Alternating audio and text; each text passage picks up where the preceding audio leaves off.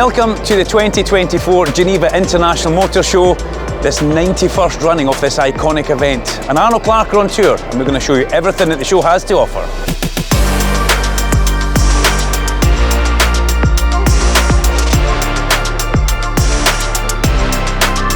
Let's go and take a look inside at the brand new Renault 5. As you can see, it comes in a fabulous yellow colour, and the car's generating so much interest here at the Geneva Motor Show. First of all, you look at the front end of it, and it looks very Renault 5-ish. It also looks like the old style Clio as well. It's a stunning front end.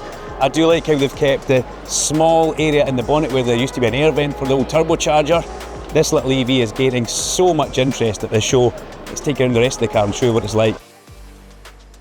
As we can see, the back of the car looks very much like what the Renault 5 used to, and this is falling into the supermini bracket. The lights are nice, they blend into the side. It's got that kind of bulbousy effect on the wheel arch, which takes it back to its old motorsport heritage as well. And it's generating so much interest at this show. It's great to see Renault jumping in, and look at that lovely feature across the back there, almost a little bit of a carbon effect. Not quite, but still very cool. Once we make our way inside the car, it's lovely to sit in. I do like it. It just feels cool. It's like a Renault. Driving controls in a different place up at the top there, above your windscreen stock that you would have your wipers on.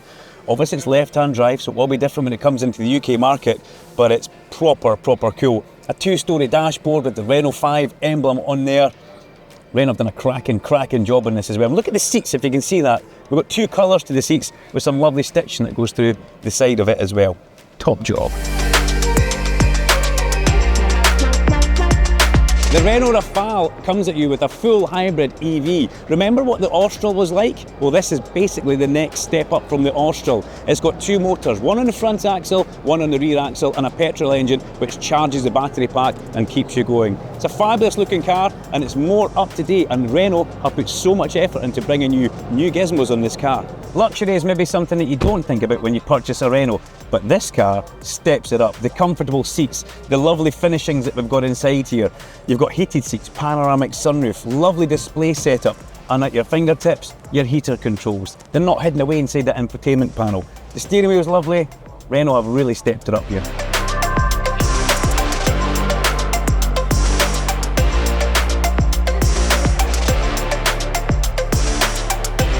I've driven the MG4 and I've also driven the MG5. This though is the new MG3, and it comes at you with hybrid technology. It's a lovely looking little car. It looks fast just as it's standing still. Colour scheme's great, and 0 to 62 in 8 seconds is pretty impressive.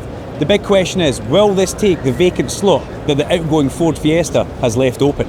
Inside the brand new dynamic hatchback that is the MG3, and it does remind me a little bit of the MG4. There are big differences though, the infotainment screen and various other bits, but the driving controls are the same, the steering wheel effectively looks the same, and it's also got those same comfortable seats that the MG4 had. Remember the MG5? That had one of the best turning circles that we've ever seen in a video. Maybe worth checking out at the top right corner of the screen just now. I thought I'd feel claustrophobic in here, but I don't. I feel like the wee tyre changing guy in cars. Hey, it's a Guido. It's quite cool. Love. Oh, 50-50. Love. Ooh, love.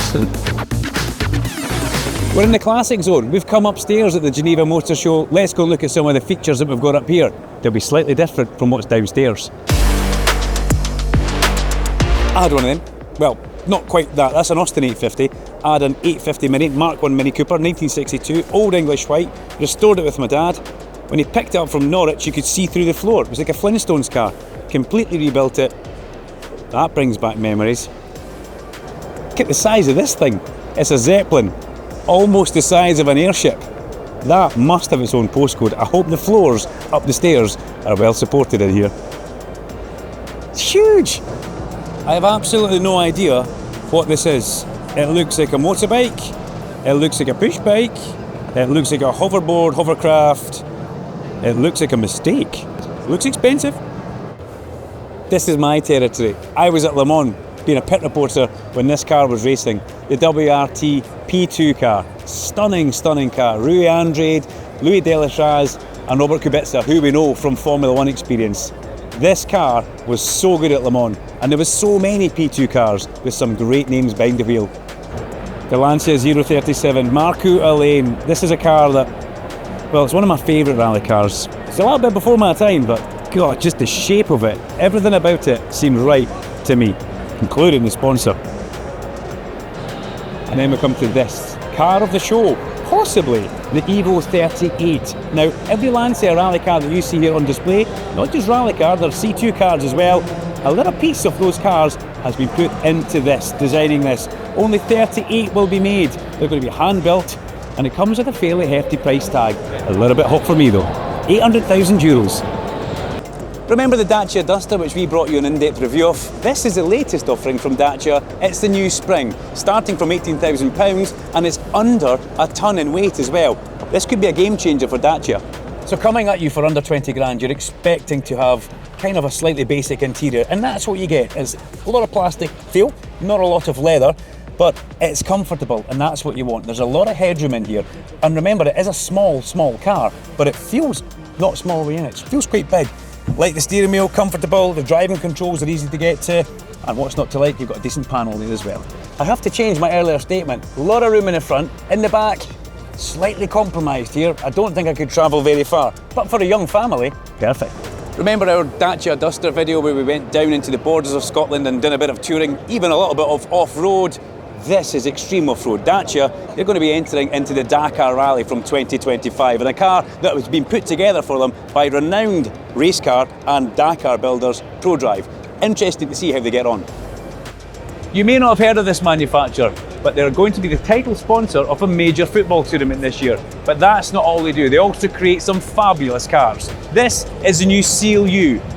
It's an SUV, very affordable, possibly the perfect car for that young family, and it comes with all the gadgets.